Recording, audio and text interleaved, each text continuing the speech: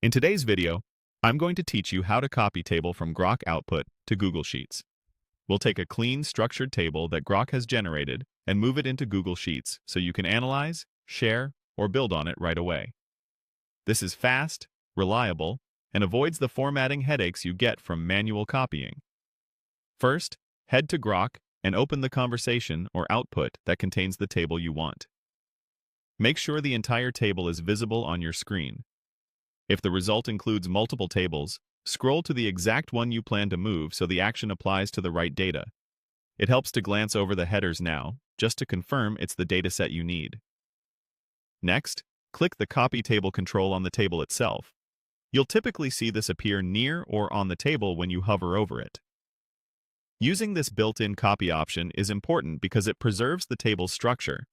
Rows, columns, and headers are copied as true tabular data, not as a block of text.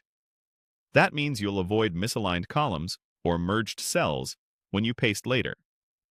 Once you click it, your clipboard now contains a neatly formatted version of the table. Now switch to your spreadsheet in Google Sheets. Open the target file where you want this data to live and navigate to the specific sheet tab you plan to use. Click into the exact starting cell for the table, usually the top left cell of an empty area. A1 works well if you're creating a new section. Setting the starting cell before pasting ensures your headers land where you expect, and that columns don't shift into existing data. In the Google Sheets menu bar at the top, click Edit. This opens the standard menu with paste options. Confirm that the correct starting cell is still selected. If it moved, just click that cell again so the table anchors properly. Finally, click Paste from the Edit menu. The table should appear immediately with the same number of columns and rows you saw in Grok, along with the header row intact.